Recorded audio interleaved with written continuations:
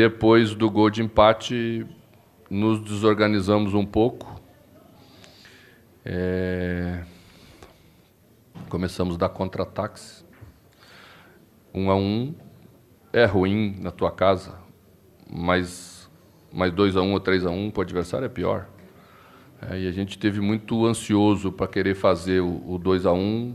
Certamente alguns jogadores nossos já desgastados e por isso algumas alterações, e até talvez teria mais 2 para tirar ainda por desgaste, mas já não tinha mais. Contribuiu para que o meio-campo ficasse um pouco aberto demais.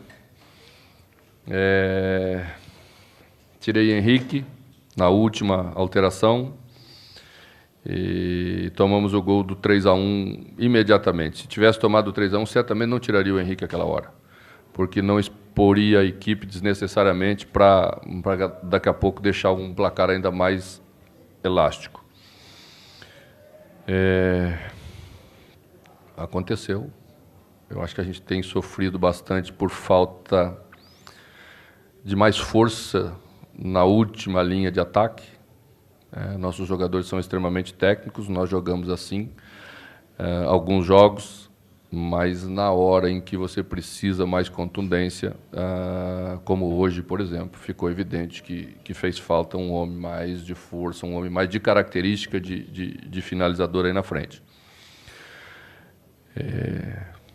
E é isso que estamos levando hoje. É uma semana ruim para a gente, mas acontece no futebol. Agora vamos ter que colocar a nossa cabeça no lugar, trabalhar essa semana que temos pela frente para enfrentar o Palmeiras, que vem crescendo aí na competição, né? Fez um 3-1 também, se não me engano, diante do Grêmio.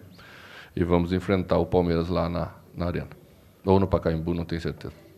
Ô, Mano, depois de um bom primeiro tempo, né, do Cruzeiro, começou também o segundo tempo em cima. O que aconteceu? Faltou o quê para o Cruzeiro continuar bem na partida e por pouco não saiu daqui com uma goleada ainda do Atlético? Você já conseguiu identificar ali o que faltou? Por pouco, aí nós vamos contar o gol que o Alisson quase fez, aí nós vamos chutar o chute do Rafinha no travessão, que quase... Não dá para ficar analisando o quase, né? O quase teve dos dois lados. Tem uma hora que você tem que arriscar mais. E aí, para um adversário que tem um contra-ataque muito bem executado, você se expõe como equipe. Mas tem uma hora que tem que se expor. E essa era a hora de expor. O futebol, quando se perde, tem muita coisa que a gente não fez bem. Só que a gente não vai comentar publicamente aquilo que a gente não fez bem e expor os nossos profissionais desnecessariamente. São os profissionais que ganham, são os profissionais que perdem, e hoje nós perdemos, todos perdemos. Voltar a tomar 3 gols, te preocupa? Muito bem, me preocupa. Mano, eu queria que você falasse a respeito das substituições, da saída do Alisson e também do Rafinha. Foi por alguma coisa física, cansaço, por favor? Certamente foi por desgaste físico. Mas também quero dizer para o torcedor que Elber não teve culpa não da bola que chegou curta nele e que Fábio Santos antecipou. A jogada saiu errada lá de trás e não é culpa de Elber, não. Então vamos com calma, não temos que procurar culpados aqui, não. Aconteceu.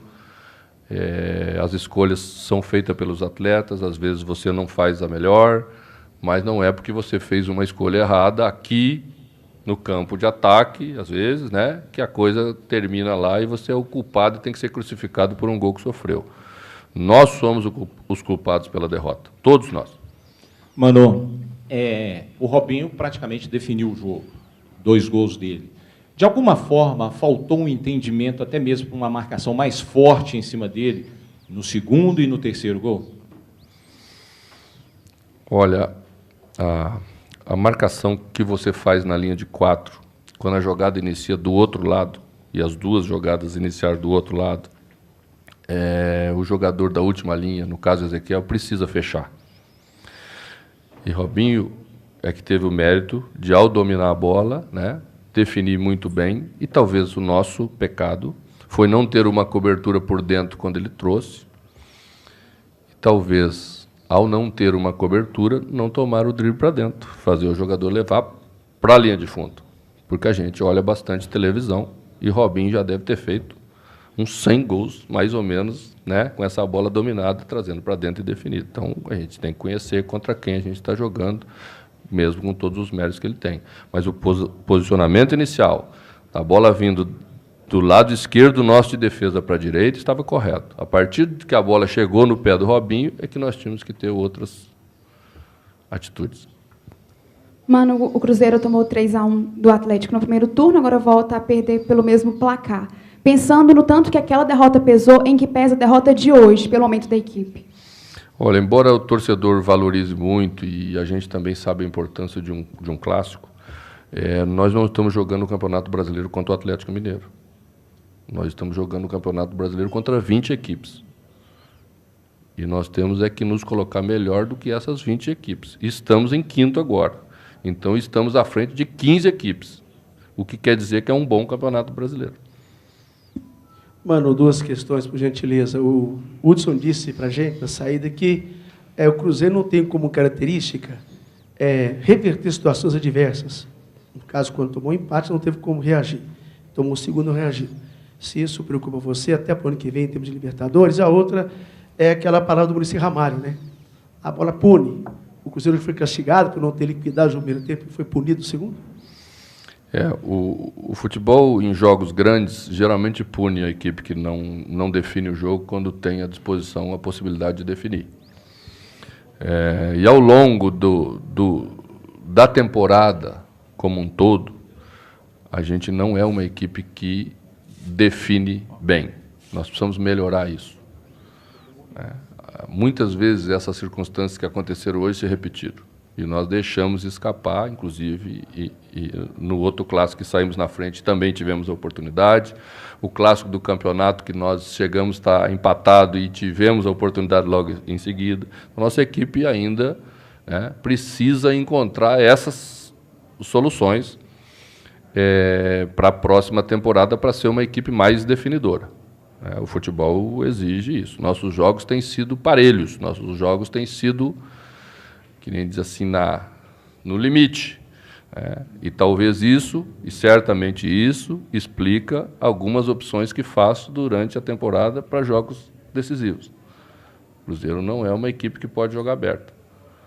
Não pode jogar um jogo de lá e cá.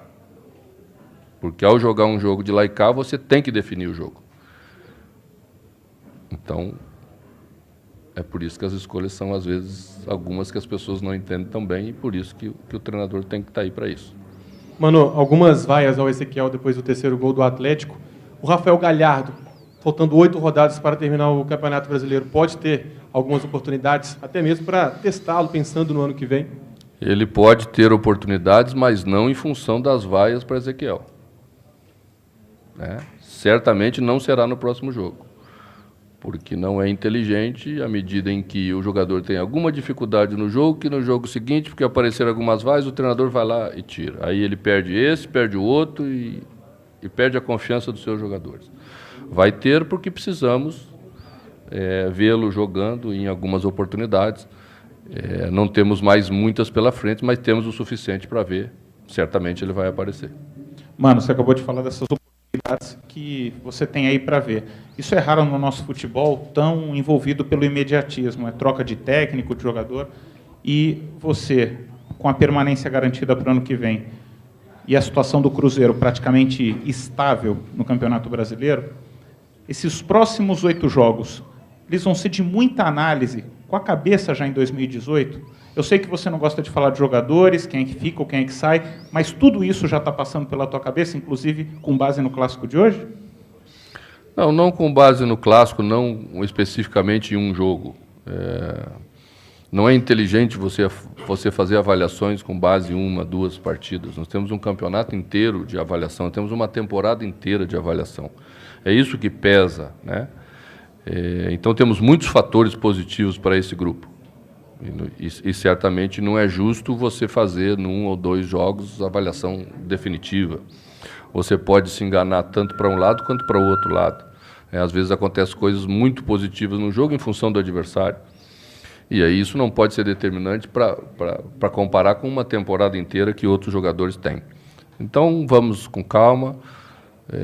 Estamos saindo de uma derrota no Clássico, então não é hora de fazer avaliação. Ô, mano, entrevistando hoje o presidente em exercício, o doutor Giovanni Pinho, ele comentava a satisfação dele, a alegria e o quanto que ele lutou pela sua permanência, pela renovação do seu contrato. E deixou escapar que o Cruzeiro já tem praticamente garantido o seu primeiro reforço para 2018. Trata-se do Bruno Silva. Se contratou é porque tem o seu aval. Tem realmente o seu aval? É um nome que agrada? Ou não é momento para se comentar sobre essa situação? Não, eu penso que qualquer contratação, qualquer reforço que vai vir para o nosso grupo, a gente só pode comentar quando for oficializado, né? Se trata de um jogador que está em outro clube, o meu respeito é em função disso, né? O nome do Bruno que tu citaste. Então, não seria correto de nossa parte ficar fazendo avaliações. Vamos fazer as avaliações na medida certa. O presidente é uma pessoa que eu gosto muito, mesmo, né?